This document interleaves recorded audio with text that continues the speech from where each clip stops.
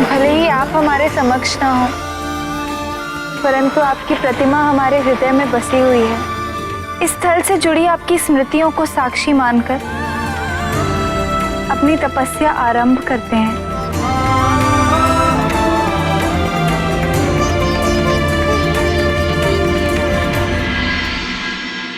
पार्वती, तुम्हारी तपस्या के पश्चात ये स्थल हमारे तपाचार्य के लिए जाना जाएगा और समस्त भक्तजनों के लिए ये स्थान, ये पुण्य भूमि तीर्थ कहलाएगी।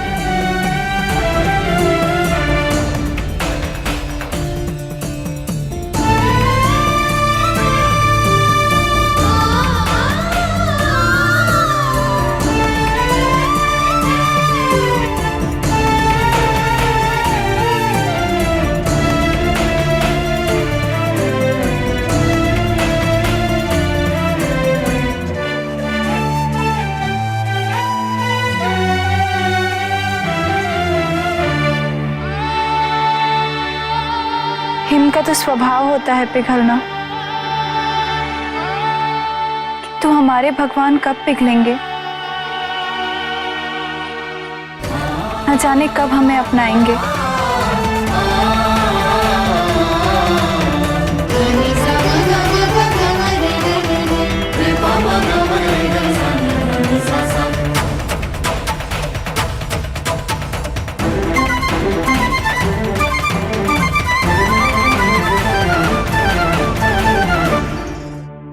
हम आज आपको आपसे पाने का आशीर्वाद मांगते हैं। हे अग्निदेव, हमारी पंच अग्नि तपस्या आपके बिना पूर्ण नहीं होगी। कृपया प्रकट हों और हमारी सहायता करें।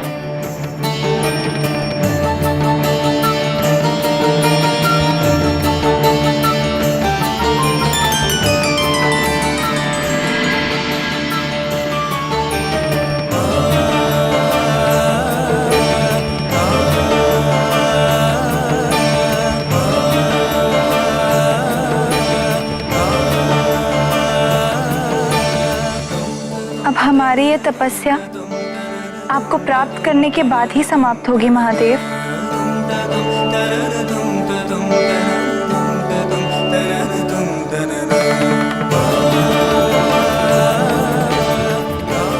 ओम नमः शिवाय। ओम नमः शिवाय। ओम नमः शिवाय।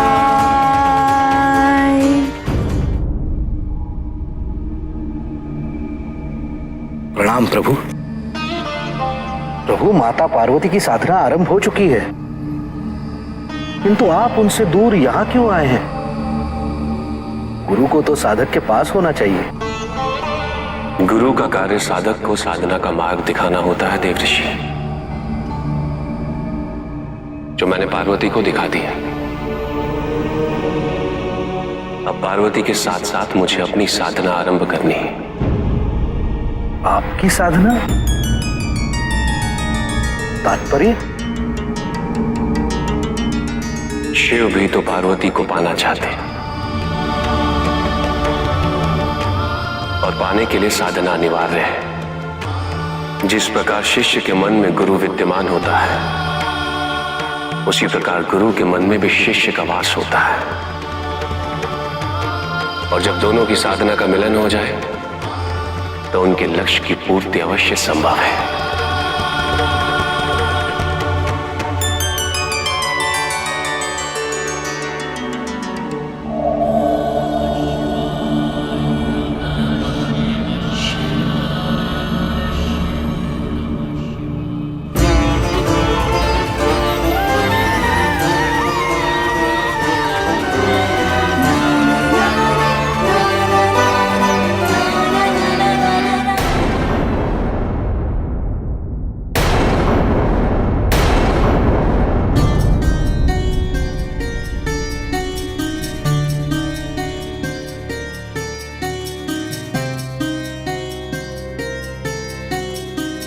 देवराज,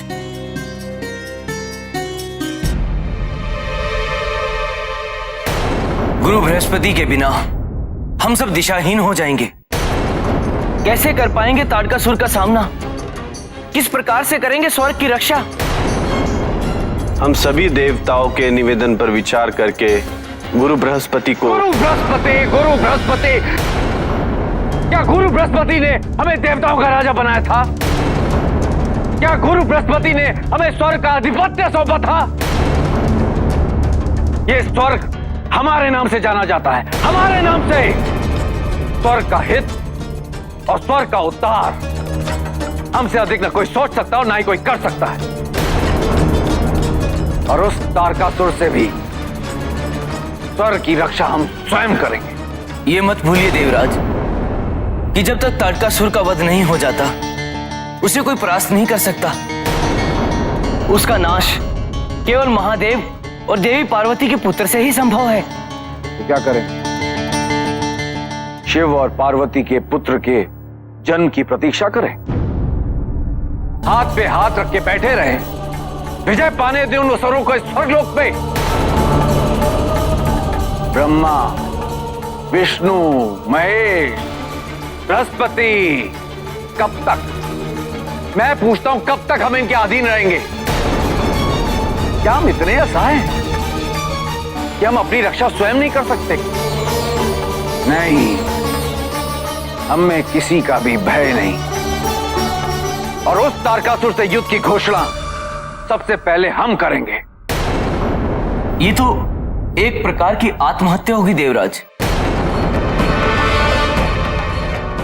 पवन देव, जाइए और जाके तारकासुर से कहिए, यदि उसमें साहस है तो हमसे युद्ध करने के लिए तैयार हो जाए। अब मेरे जीवन का क्या उद्देश्य है ब्रह्मदेव?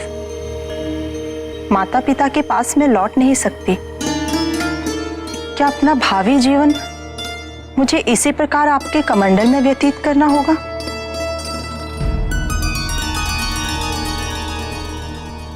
नहीं गंगा, तुम्हें अभी तो एक अत्यंत कल्याणकारी कार्य करना है। शिव द्वारा दिए गए वरदान की पूर्ति का समय आने वाला है। कोई है जो तुम्हें ढूंढ रहा है। शीघ्र ही तुम्हें अपना उद्देश्य ज्ञात हो जाएगा। युद्ध की चुनौती हम असुरों के साथ। कहीं तुम्हारे देवराज इंद्र ने अधिक सोमरस का सेवन तो नहीं कर लिया? जो अपने अहंकार में अपने गुरु का अपमान करे वो अवश्य ही अपनी मानसिक स्थिति खो चुका होता है, फिर चाहे वो असुर हो या देवता। और इस बात की पुष्टि करता है देवराज इंद्र का यह निर्णय। किंतु अन्य देवताओं को क्या हो गया है? क्या उन्हें तनिक भी इस बात का आभास नहीं है कि इस युद्ध का परिणाम कितना विनाशकारी होगा? वो सब इंद्र को क्यों नहीं समझाते? गुरुदेव, आपके इस सुझाव को देवराज इंद्र हमारी कायरता न समझ ले। यदि देवराज इंद्र मृत्यु के इच्छुक हैं तो उनकी यह इच्छा हम अवश्य पूरी करेंगे।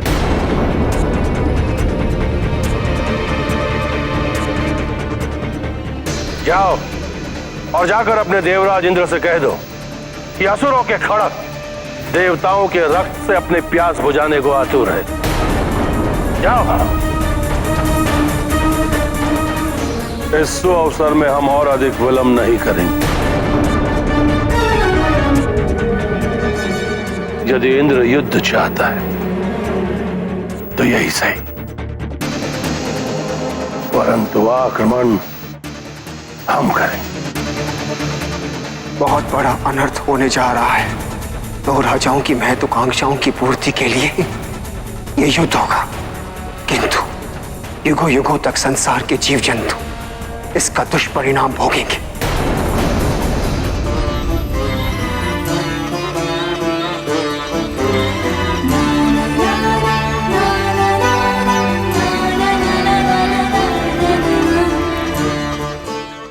नारायण नारायण, आज ये सिद्ध हो गया कि मिलन की प्रतीक्षा आदिशक्ति को ही नहीं शिव को भी है।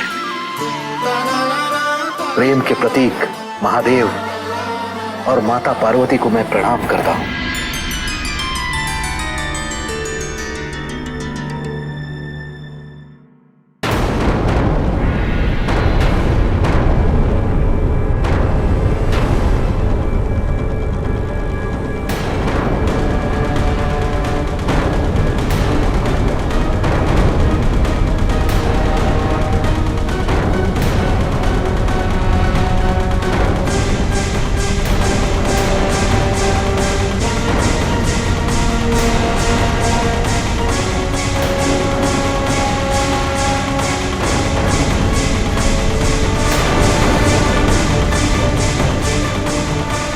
ऐसा क्रूर आक्रमण, इतनी विशाल असुर सेना का सामना कैसे करेंगे हम? लगता है हमने इन्हें युद्ध के लिए चुनौती देकर बहुत बड़ी भूल कर दी। इससे पहले असुर हमें बंधक बना ले, हमें यहां से भाग जाना चाहिए।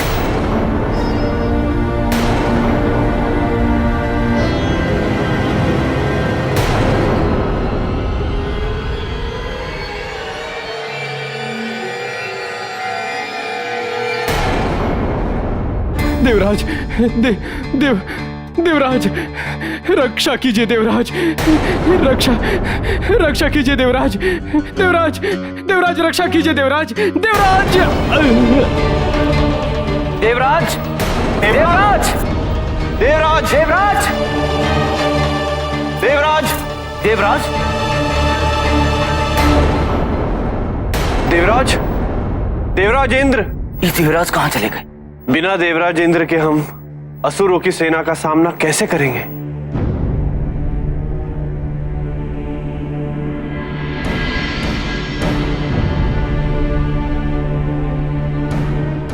क्या हुआ पवनदेव? देवराज इंद्र स्वर्ग से भाग गए गुरुदेव।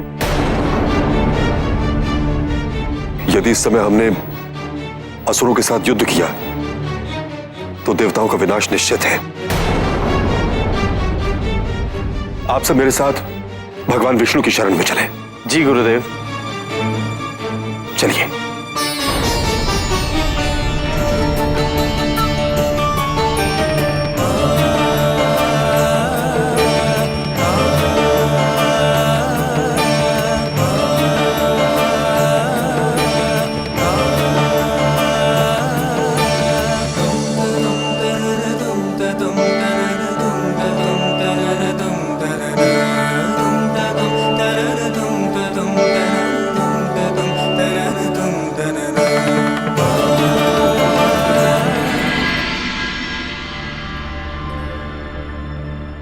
स्वामी निद्रा अवस्था में प्रवेश कर चुके हैं।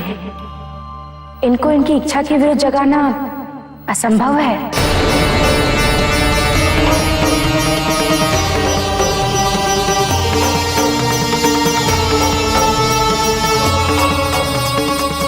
अब विकल्प केवल महादेव है। इस संकट से केवल वही मुक्ति दिला सकते हैं।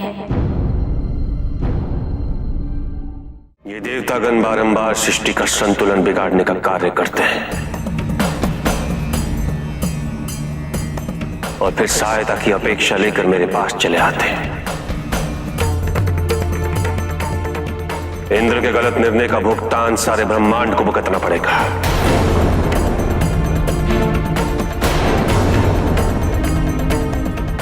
जो भी हुआ वो अत्यंत अनुचित है महादेव, और जो दोषी है उन्हें दंड भी अवश्य मिलना चाहिए।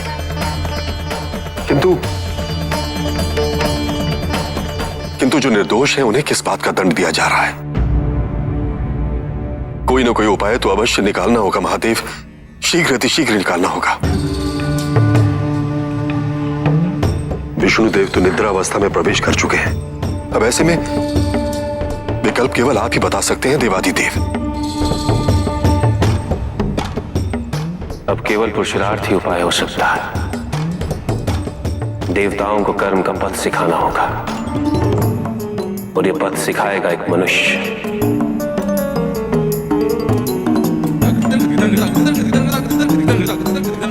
इसका नाम है भगीरथ।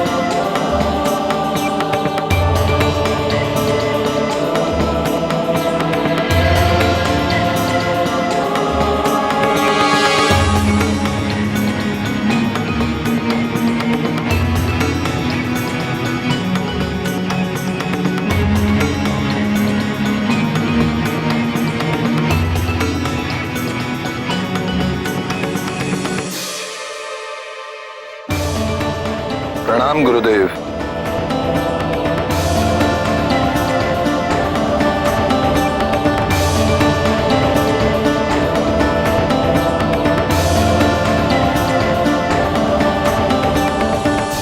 गुरुदेव, मैं अपने पूर्वजों की मुक्ति के लिए ये जल लेकर आया हूं।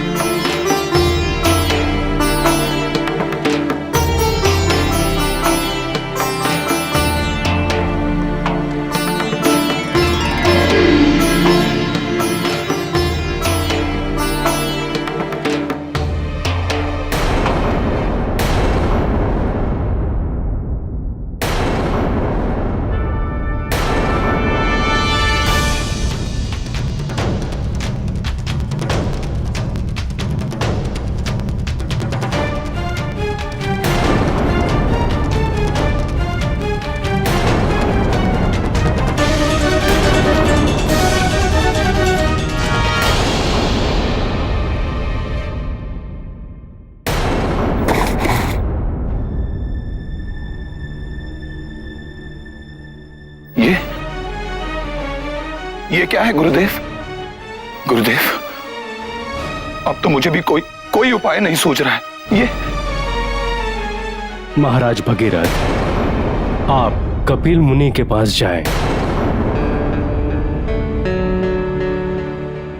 आपके पूर्वजों की त्रुटियों के कारण उन्होंने श्राप देकर इस राज्य की दुर्दशा कर दी है, परंतु मुझे विश्वास है कि आपके सुउद्देश्य हेतु वो अवश्य कोई ना कोई उपाय बता देंगे।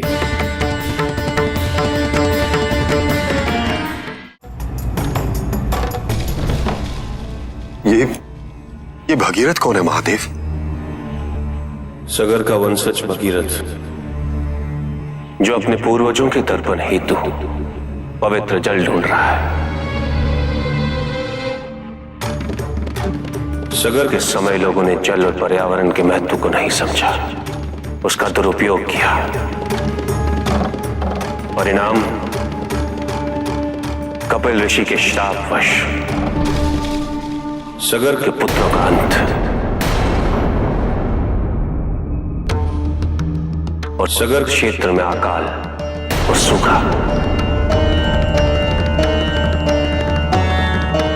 गुरुदेव, मैंने भिन्न भिन्न क्षेत्रों से जल की प्राप्ति की है ताकि मेरे पूर्वजों को मुक्ति मिल सके, पर हमारा हर एक प्रयास आज तक विफल रहा है। मेरा प्रश्न यह है गुरुदेव, क्या इस पृथ्वी लोक पर ऐसा जल नहीं है जिससे मेरे पूर्वजों को मुक्ति मिल सके, जिससे मेरे राज्य, मेरी प्रजा को इस दुर्दशा से मुक्ति मिल सके? भगीरथ अपने पूर्वजों द्वारा किए गए दुष्कर्म का प्रायश्चित करना चाहता है और साथ ही साथ पूरी मानवता का कल्याण भी। भगीरथ अपने साथ ऐसी समाधान लाएंगे जिसकी प्रतीक्षा अंतकाल से पूरे ब्रह्मांड को थी, और उनका यह प्रयास एक अनुकरणीय उदाहरण माना जाए। संसार की समस्याओं की जड़ कामना है। तारकासुर का अमरत्व और स्वर्ग पर आधिपत्य की कामना, इंद्र को अपने सिंहासन की कामना, किंतु भगीरथ को केवल जन कल्याण की कामना। और ये कामना सबसे सर्वश्रेष्ठ होती है। किंतु महादेव, अब हम क्या करें, कहां जाएं? उचित समय पे यदि कोई कार्य करने से चूक जाए तो उसे पुनः उपयुक्त समय की प्रतीक्षा करनी चाहिए।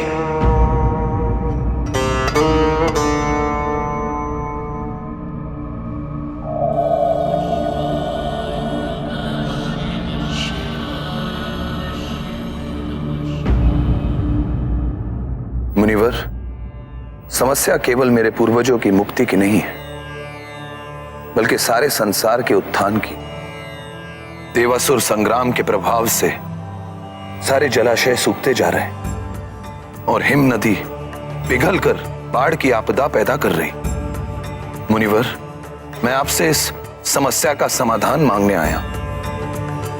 इस प्रदूषण से सारे संसार को मुक्ति कैसे प्राप्त होगी मुनिवर? सत्ता और शक्ति से अहंकार, और अहंकार से समस्याएं उत्पन्न होती। पूर्वजों के द्वारा किए गए सारे दुष्कर्मों का परिणाम अग्रजों को भुगतना पड़ता है, जो तुम भोग रहे हो। और आज देवासुर संग्राम से जो प्रदूषण, जो विनाश हो रहा है, उसे आने वाली पीढ़ियों को न जाने कब तक भोगना पड़ेगा। परंतु मैं तुम्हारे प्रयास से बहुत प्रसन्न हूं। तुम जैसे मनुष्य ही इस संसार को जीवित रख सकते हैं। याद रहे, सदा से ही हिमालय का क्षेत्र समस्याओं का समाधान देता आया है। तुम्हारी समस्या का समाधान भी तुम्हें वही मिलेगा।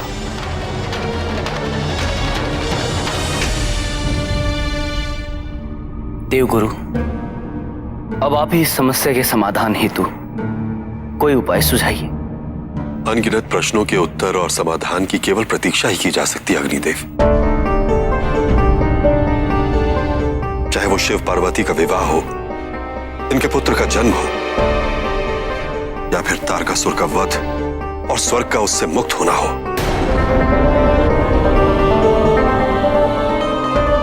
परंतु चिंतित होने की कोई आवश्यकता नहीं है अग्निदेव, क्योंकि प्रश्न की उत्पत्ति ही प्रश्न के समाधान का संकेत भी है।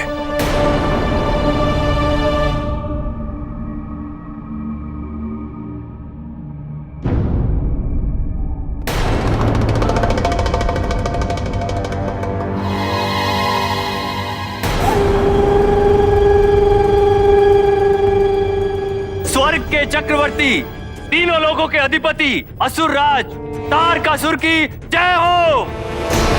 जय हो, जय हो, जय हो, जय हो, जय हो।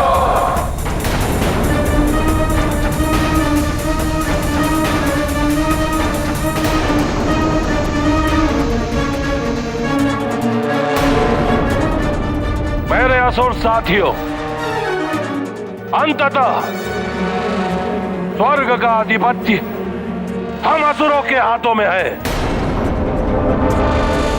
हमने ये सिद्ध कर दिया कि हम असुर देवताओं से अधिक श्रेष्ठ हैं। इस पूरे ब्रह्मांड में हमसे श्रेष्ठ कोई नहीं।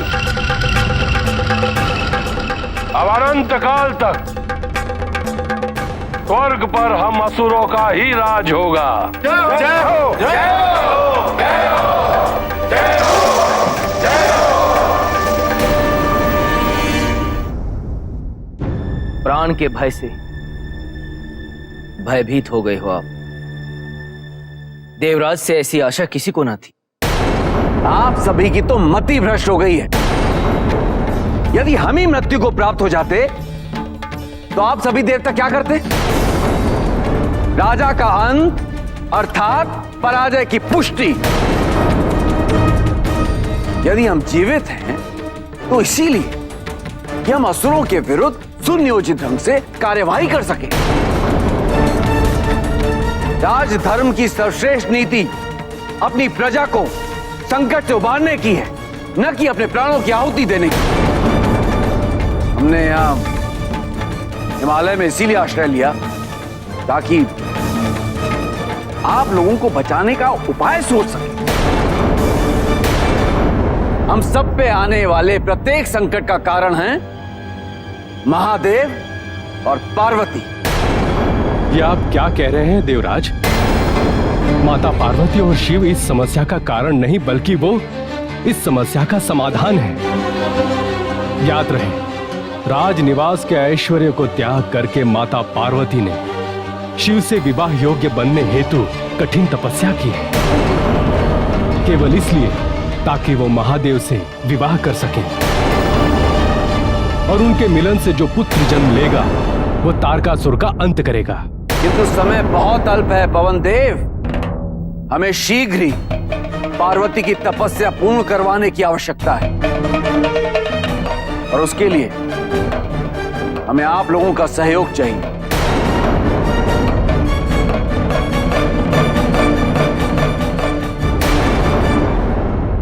ये हमारा निवेदन नहीं, आदेश है, और हमारे आदेश का उल्लंघन हमें अस्वीकार है, और उसके परिणाम के उत्तरदायी आप स्वयं होंगे।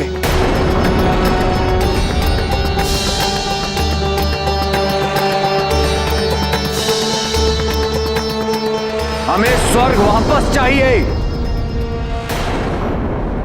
सगर नरेश के पौत्र, राजा दिलीप के पुत्र भगीरथ नरेश का हमारे इस भवन में स्वागत है। आपका सानिध्य पाकर जितना हर्ष हुआ उतनी ग्लानि भी हुई है, क्योंकि हम जन कल्याण के आपके इस महाअभियान में समुचित योगदान नहीं दे पा रहे। महाराज, यदि कपिल मुनि का कथन सत्य है तो जिस समस्या के समाधान को मैं अनेक वर्षों से खोज रहा हूं वो समाधान यही कहीं है। महाराज, संसार में ऊष्मा की वृद्धि हो रही है और उस ऊष्मा को निष्प्रभावित केवल कोई दिव्य जल ही कर सकता है, और मेरे पूर्वजों के तर्पण का भी वही एक मार्ग होगा। मैं समझ गया हूं कपिल मुनि का संकेत किसके लिए है। महादेव,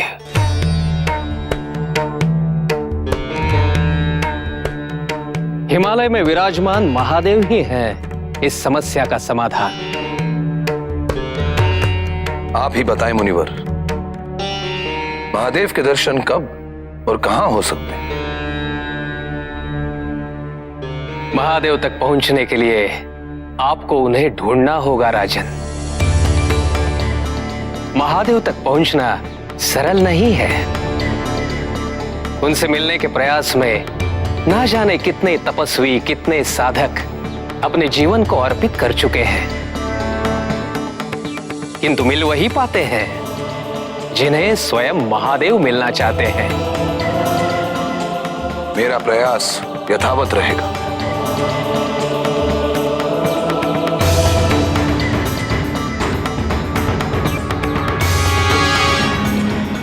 अपने गंतव्य की खोज में मैं आप सभी से विदा लेता हूं।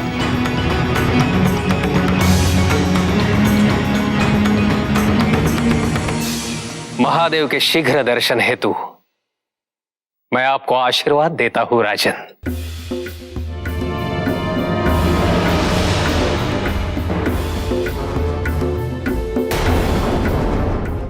ताप बढ़ाइए और इतना बढ़ाइए पार्वती की तपस्या अति शीघ्र पूरी हो जाए और महादेव उन्हें अपना ले। किंतु देवराज, यदि महादेव नहीं आए तो ताप बढ़ने से माता पार्वती को क्षति पहुंच सकती है। उसकी चिंता आप नहीं, महादेव को करने दीजिए। यदि महादेव की इच्छा है कि पार्वती इस अग्नि में भस्म हो जाए तो हम या आप क्या कर सकते हैं?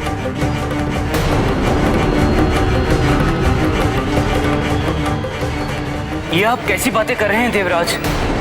नहीं नहीं, ये उचित नहीं होगा। स्पष्ट क्यों नहीं कहते कि आप हमारे आदेश का पालन ही नहीं करना चाहते? किंतु ज्ञात रहे, अपने राजा के आदेश का पालन न करना अपराध होता है।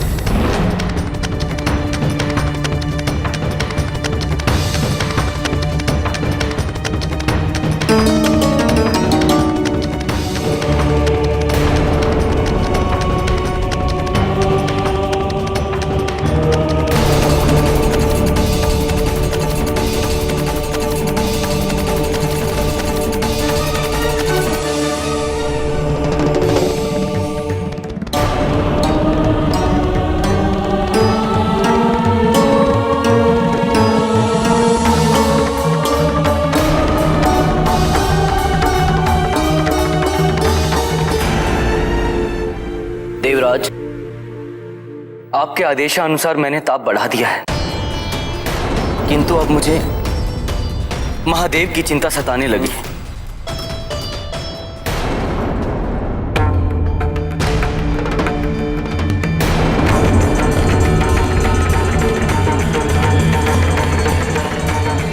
क्या हुआ महादेव? इंद्र ने फिर से हस्तक्षेप किया है। उसने छल के सहारे पार्वती की अग्नि तपस्या की अवधि कम करने हेतु अग्नि का तप बढ़ा दिया है। देवराज को इतना बोध होना चाहिए कि ऐसा करने से पार्वती का हित हो सकता है। प्रभु, मैं अभी जाकर माता को अग्नि तपस्या के कुप्रभाव से बचा लेता हूं। नहीं नंदी, देवराज को इसका दंड मिलना ही चाहिए। अपनी पुनर्वृत्ति और अपनी त्रुटियों का दंड, अपने देवराज होने के अहंकार का दंड।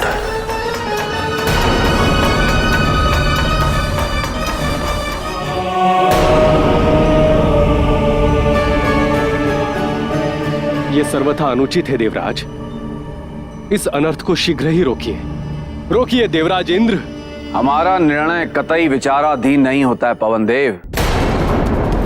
या तो पार्वती को अपने ही तप की उष्मा में भस्म होना होगा, या फिर उन्हें अपनी तपस्या अति शीघ्र पूर्ण करनी होगी।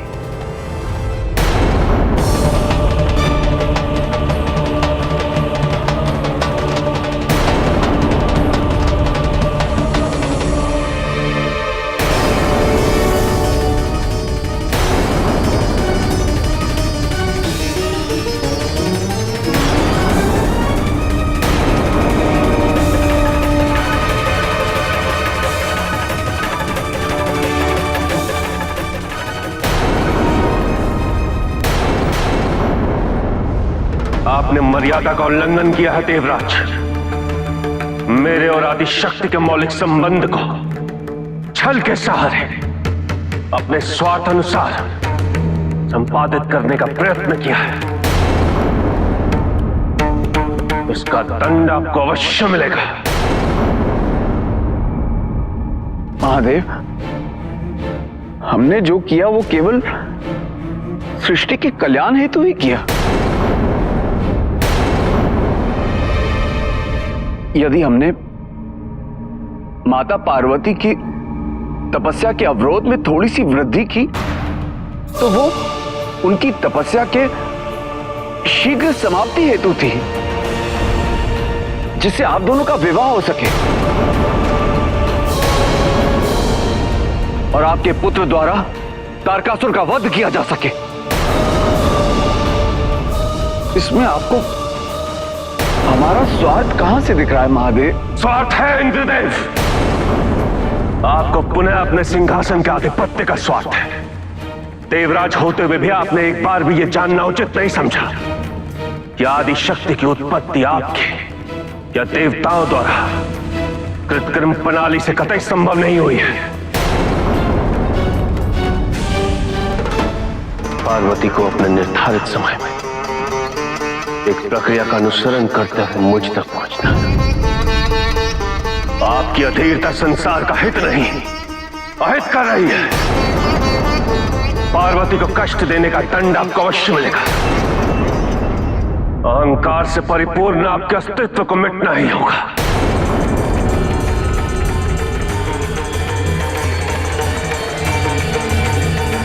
रुक जाइए महादेव।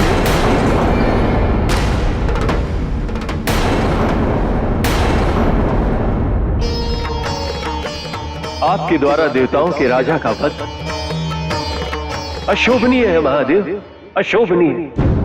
देवताओं के राजा का आदिशक्ति के आगमन में हस्तक्षेप क्या ये उचित है ब्रह्मदेव? आज तक जो त्रुटि देवताओं से हुई, मैं उन सभी की ओर क्षमा प्रार्थी हूं महादेव। और मैं आपको यह वचन भी देता हूं कि आपके और आदि शक्ति के मध्य कोई भी किसी प्रकार से अवरोध उत्पन्न नहीं करेगा। आप तो सबसे कृपालु, सबसे दयालु है महादेव। महादेव कृपया इंद्र को प्राणदान दे दीजिए।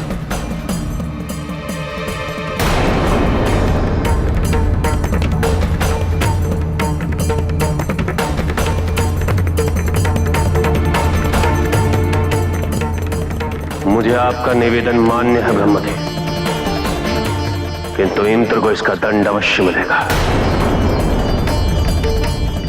आज के पश्चात इंद्र देवराज के पद के योग्य नहीं है। महादेव देव महादेव देव महादेव देव महादेव देव महादेव देव। क्षमा कर दीजिए महाप्रभु, महादेव क्षमा कर दीजिए, महादेव क्षमा कर दीजिए।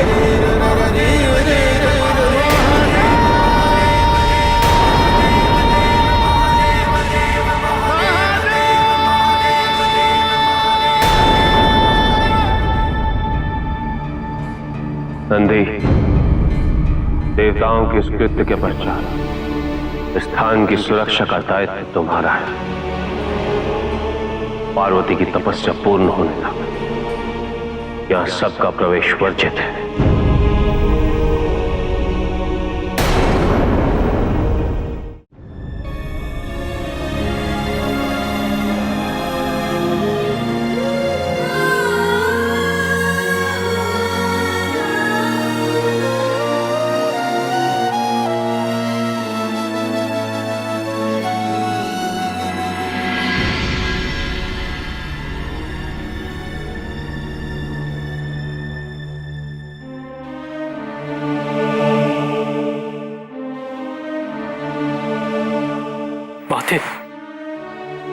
मैं तो यहाँ आपकी रक्षा हेतु तो आया हूँ।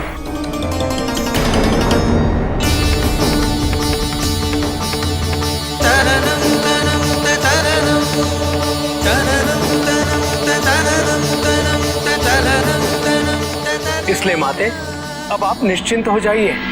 अब आपकी तपस्या में कोई हस्तक्षेप नहीं करेगा। किंतु जो तुम कर रहे हो वो भी तो हस्तक्षेप ही है नंदी। तपस्या तब सफल होती है जब वो बिना किसी सहायता के की जाए, और सुरक्षा प्रदान करना भी सहायता ही होती है। हमें अपनी तपस्या में आने वाली हर बाधा को स्वयं दूर करना होगा। यही तपस्या का नियम है नंदी। हमारा आदेश है नंदी, चले जाओ। जैसी आपकी आज्ञा।